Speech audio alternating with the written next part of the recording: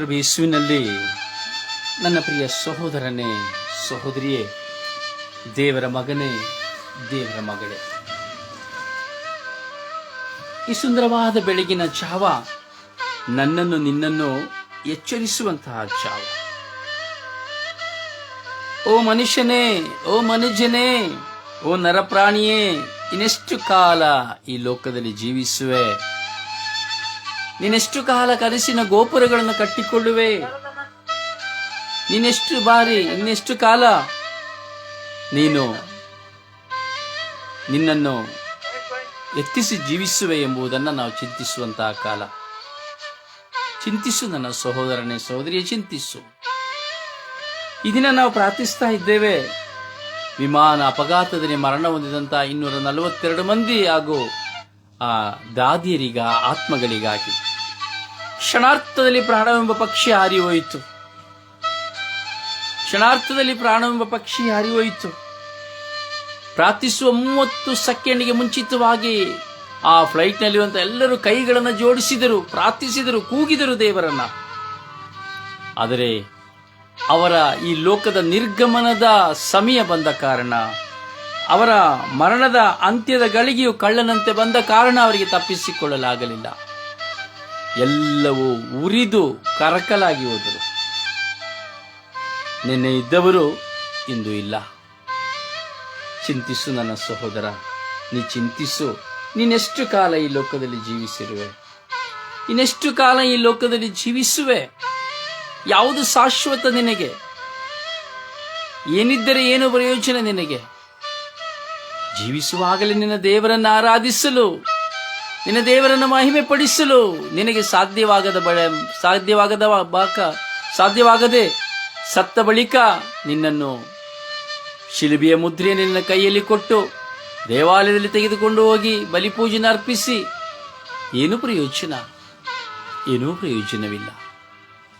ಜೀವಿಸುವಾಗಲೇ ನಿನ್ನ ದೇವರ ನಾಮಸ್ಮರಣೆಯನ್ನು ಮಾಡದ ನಾನು ಮತ್ತು ನೀನು ಸತ್ತ ಬಳಿಕ ಯಾವ ಸಂಸ್ಕಾರವನ್ನು ಮಾಡಿದರೆ ಏನು ಪ್ರಯೋಜನ? ಚಿಂತಿಸು ನನ್ನ ಸಹೋದರನೇ, ಚಿಂತಿಸು. ನೀರಿನ ಮೇಲಿನ ಗುಳ್ಳೆಯಂತಹ ನನ್ನ ಮತ್ತು ನಿನ್ನ ಜೀವನ ಈ ಜೀವಿತದಲ್ಲಿ ಏನನ್ನು ತರುತ್ತದೆ? ಅದಕ್ಕೆ ಕೀರ್ತನೆಗಾರ ಹೇಳುತ್ತಾನೆ 16ನೇ ಅಧ್ಯಾಯದಲ್ಲಿ, ಬಿದ್ದು ಹೋಗುವುದಾ ಹೂವು ಗಾಳಿಯ ಬಡಿತಕ್ಕೆ, ಅದರ ಗುರುತು ಇರದಲ್ಲಿ ಮರಳಿ ನೋಡಲಿಕ್ಕೆ. ಕೀರ್ತನೆಗಾರ 103ನೇ ಅಧ್ಯಾಯದಲ್ಲಿ 16ನೇ ವಚನದಲ್ಲಿ ನನ್ನನ್ನು ನಿನ್ನನ್ನು ನೋಡಿ ಹೇಳ್ತಾ ಇದ್ದಾನೆ. ಬಿದ್ದು ಹೋಗುವುದಾ ಹೂವು ಗಾಳಿಯ ಬಡಿತಕ್ಕೆ. ಎಷ್ಟು ಸುಂದರವಾಗಿ ಹೂವು ಅರಳಿದರು, ಎಷ್ಟು ಸುಂದರವಾಗಿ ಆ ಹೂವು ಕಂಡರು. ಜೋರಾಗಿ ಗಾಳಿ ಬರುವಾಗ ಹೂವು ಉದುರಿ ಹೋಗುತ್ತದೆ, ಕೆಳಗೆ ಬಿದ್ದು ಹೋಗುತ್ತದೆ. ಅಲ್ಲಿ ಆ ಹೂವು ಇತ್ತು ಎಂಬುದಕ್ಕೆ ಗುರುತೇ ಇರುವುದಿಲ್ಲ ಎಂಬುದಾಗಿ ಕೀರ್ತನೆಗಾರ ಹೇಳುತ್ತಾ ಇದ್ದಾನೆ. ಪ್ರಿಯ ಸಹೋದರನೇ, ಸಹೋದರಿಯೇ, ನಿನ್ನನ್ನು ನೋಡಿ, ನನ್ನನ್ನು ನೋಡಿ ಚಿಂತಿಸು, ಚಿಂತಿಸು, ಚಿಂತಿಸು. ನಾನು ಉದುರಿ ಹೋಗುವ ಹೂವಿಗೆ ಸಮಾನವಾಗಿದ್ದೇವೆ. ಸತ್ತ ಬಳಿಕ ಸಾಯುವ ತನಕ ನನ್ನ ಅಪ್ಪ, ನನ್ನ ಅಮ್ಮ, ನನ್ನ ಗಂಡ, ನನ್ನ ಹೆಂಡತಿ, ನನ್ನ ಮಕ್ಕಳು, ನನ್ನ ಅಣ್ಣ, ನನ್ನ ಮಿತ್ರ, ಅಯ್ಯೋ ನನ್ನ ಪ್ರಾಣಪ್ರಿಯೆ, ಹೌದಲ್ಲ? ಯಾಕೆಂದ್ರೆ ತೋಟದಲ್ಲಿ ಗಿಡದಲ್ಲಿ ಅರಳಿದ ಹೂವಿನಂತೆ ಎಲ್ಲರೂ ನನ್ನದು, ನನ್ನದು, ನನ್ನದು, ನಾನು ನೆಟ್ಟೆ, ನಾನು ನೀರಾಕಿದೆ, ನಾನು ಬೆಳೆಸಿದೆ, ನನ್ನ ತೋಟ, ನನ್ನ ಹೂವು. ಆದರೆ ಬಾಡಿ ಬಿದ್ದ ತಕ್ಷಣ ನನ್ನ ಹೂವು ಎಂದೇಳುವವರು ಯಾರು ಇರುವುದಿಲ್ಲ. ಬಿದ್ದದ್ದನ್ನು ತೆಗೆದು ಗೊಬ್ಬರಕ್ಕೆ ಹಾಕಿ ಬಿಡುವರು. ಹಾಗೆಯೇ ಈ ಲೋಕದಲ್ಲಿ ನೀನು ಬಾಡಿ ಬಿದ್ದು ಹೋಗುವಾಗ, ನಾನು ಬಾಡಿ ಬಿದ್ದು ಹೋಗುವಾಗ, ಮರಣದ ಗಳಿಗೆ ಬಂದು ಸತ್ತು ಹೋಗುವಾಗ, ಒಂದು ವಾರದಲ್ಲಿ ನಿನ್ನನ್ನು ನೋಡುವವರು ಯಾರೂ ಇರುವುದಿಲ್ಲ, ನಿನ್ನನ್ನು ಸ್ಮರಿಸುವವರು ಯಾರೂ ಇರುವುದಿಲ್ಲ. ಎಲ್ಲರೂ ಮರೆತು ಹೋಗುವರು. ಚಿಂತಿಸು, ಚಿಂತಿಸು, ಚಿಂತಿಸು. ಹೀಗಿರುವಾಗ ನಿನ್ನ ಜೀವನವನ್ನು ನೀನು ಹೇಗೆ ನಡೆಸುತ್ತಿರುವೆ? ಒಳಿತು ನಿನ್ನ ಜೀವಿತದಲ್ಲಿದೆಯೇ? ಪ್ರಾಮಾಣಿಕತೆ ನಿನ್ನ ಜೀವಿತದಲ್ಲಿದೆಯೇ? ದೈವಭಯ ನಿನ್ನ ಜೀವಿತದಲ್ಲಿದೆಯೇ? ವಿಶ್ವಾಸ ನಿನ್ನಲ್ಲಿದೆಯೇ? ಪರಪ್ರೀತಿ ನಿನ್ನಲ್ಲಿದೆಯೇ? ಕ್ಷಮೆ ನಿನ್ನಲ್ಲಿದೆಯೇ? ಪ್ರಾರ್ಥನಾ ಜೀವಿತ ನಿನ್ನಲ್ಲಿದೆಯೇ? ಪರಿವರ್ತನೆಯ ಜೀವಿತ ನಿನ್ನಲ್ಲಿದೆಯೇ? ಚಿಂತಿಸು, ಚಿಂತಿಸು, ಚಿಂತಿಸು, ಚಿಂತಿಸು, ಚಿಂತಿಸು, ಚಿಂತಿಸು ನನ್ನ ಸಹೋದರನೇ, ಸಹೋದರಿಯೇ, ಚಿಂತಿಸು. ಬಿದ್ದು ಹೋಗುವುದಾ ಹೂವು ಗಾಳಿಯ ಬಡಿತಕ್ಕೆ, ಅದರ ಗುರುತು ಇರದಲ್ಲಿ ಮರಳಿ ನೋಡಲಿಕ್ಕೆ. ಹೌದು ಪ್ರಿಯರೇ, ನನ್ನ ಮತ್ತು ನಿನ್ನ ಜೀವಿತದ ವಾಕ್ಯವಿದು.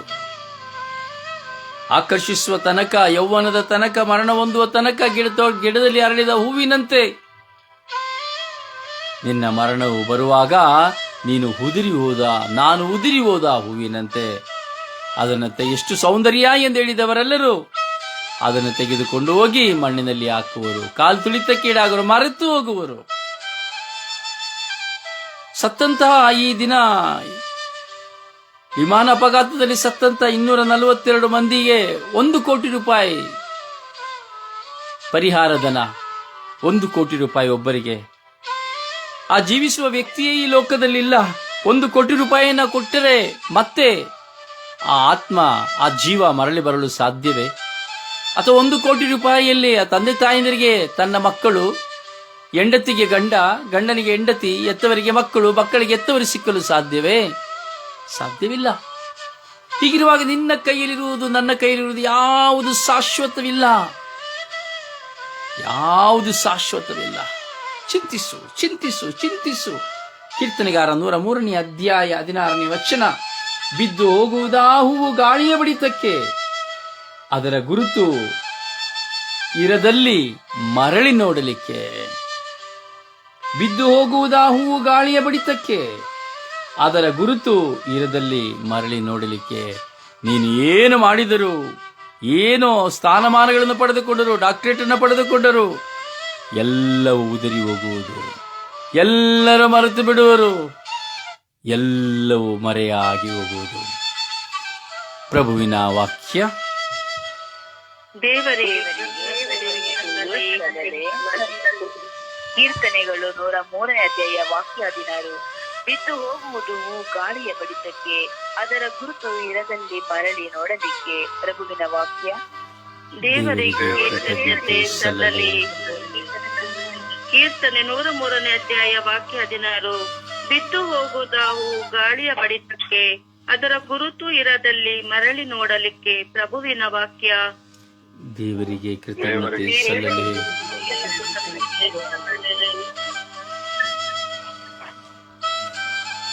ಅಪ್ಪ, ತಂದೆಯೇ, ಓ ದೇವರೇ, ನೀವೇ ನಮ್ಮ ಆಶ್ರಯ, ನೀವೇ ನಮ್ಮ ದುರ್ಗ, ನೀವೇ ನಮ್ಮ ಕೋಟೆ. ಈ ಬೆಳಗಿನ ಸುಪ್ರಭಾತದಲ್ಲಿ ಸ್ವಾಮಿ, ಬಾಡಿ ಹೋಗುವ ಹೂವಿನಂತೆ, ಉದುರಿ ಹೋಗುವ ಹೂವಿನಂತೆ ನಿನ್ನ ಮುಂದೆ ಇದ್ದು ನಿನ್ನ ನಾಮಸ್ಮರಣೆ ಮಾಡುತ್ತಿರುವಂತಹ, ಈ ಚಿಂತನೆಯನ್ನು ಚಿಂತಿಸುತ್ತಿರುವಂತಹ ನಿನ್ನ ಮಕ್ಕಳಾಗಿರುವ ನಮ್ಮೆಲ್ಲರ ಮೇಲೆ ಕರುಣೆ ತೋರಿರಿ ರಾಜ. ನಮ್ಮ ಜೀವನ ಏನು ಎಂಬುದನ್ನು ನಮಗೆ ಅಳವಡಿಸಿ ಕಲಿಸಿಕೊಡಿರಿ ಸ್ವಾಮಿ ದೇವ. ನಿನ್ನೆಯ ದಿನದಲ್ಲಿ ಆ ವಿಮಾನ ಅಪಘಾತದಲ್ಲಿ ಮರಣ ಹೊಂದಿದಂತಹ 242 ಆತ್ಮಗಳ ಮೇಲೆ ಕರುಣೆ ತೋರಿರಿ ರಾಜ. ಅವರು ಖಂಡಿತವಾಗಿ ನಿಮ್ಮ ಸ್ವರ್ಗ ರಾಜ್ಯದಲ್ಲಿರುವರು ರಾಜ. ಯಾಕೆಂದರೆ ಆ ಬಲಗಡೆಯಲ್ಲಿದ್ದಂಥ ಕಳ್ಳನು, ಸ್ವಾಮಿ ನೀನು ನನ್ನನ್ನು ಸ್ಮರಿಸಿಕೊಳ್ಳಿರಿ ಎಂದು ಹೇಳಿದಂತೆ, ಆ ನಿಮ್ಮನ್ನು ಅವನು ಪ್ರಾರ್ಥಿಸಿದಂತೆ ಆ ವಿಮಾನದಲ್ಲಿದ್ದಂತಹ ಎಲ್ಲರೂ ಕೈಗಳನ್ನು ಜೋಡಿಸಿ ನಿಮ್ಮಲ್ಲಿ ಪ್ರಾರ್ಥಿಸಿದರು ರಾಜ. ಅವರೆಲ್ಲರೂ ಸುಟ್ಟು ಕರಕಲಾದರು ರಾಜ. ಆದರೆ ಆ ನರಕ ಯಾತನೆಯನ್ನ ಅನುಭವಿಸಿ ಇಂದು ನಿಮ್ಮ ಸ್ವರ್ಗ ರಾಜ್ಯದಲ್ಲಿ ನಿಮ್ಮ ಮಡಿಲಿನಲ್ಲಿದ್ದಾರೆ ಎಂಬುದಾಗಿ ನಾವು ವಿಶ್ವಾಸಿಸುತ್ತೇವೆ ರಾಜ. ಕರ್ತರೇ, ಮೃತರಿಗೆ ನಿತ್ಯ ವಿಶ್ರಾಂತಿನ ದಯ ಪಾಲಿಸಲಿ, ನಿತ್ಯ ಜ್ಯೋತಿಯು ಅವರ ಮೇಲೆ ಪ್ರಕಾಶಿಸಲಿ. ಸ್ವಾಮಿ, ಕರುಣೆ ತೋರಿರಿ ರಾಜ. ಆ ಎಲ್ಲ ಮಕ್ಕಳ ಮೇಲೆ ಕರುಣೆ ತೋರಿ ರಾಜ. ಅವರು ಈ ಲೋಕದಲ್ಲಿ ಅರಿತು ಮಾಡಿದಂಥ ಎಲ್ಲ ಪಾಪಗಳನ್ನು ಕ್ಷಮಿಸಿ ಮೋಕ್ಷಾನಂದ ಭಾಗ್ಯವನ್ನು ಕರುಣಿಸಿರಿ ರಾಜ. ಅವರ ತಂದೆ, ತಾಯಿ, ಪತಿ, ಪತ್ನಿ, ಮಕ್ಕಳು, ಎತ್ತವರು, ಒಡ ಹುಟ್ಟಿದವರು, ಕುಟುಂಬ ವರ್ಗದವರು, ಪ್ರೀತಿಸಿದವರು ಯಾರಿದ್ದರೂ ಅವರಿಗೆ ಸಾಂತ್ವನವನ್ನು ಕೊಡಿರಿ ರಾಜ, ಸಮಾಧಾನವನ್ನು ಕೊಡಿರಿ ರಾಜ.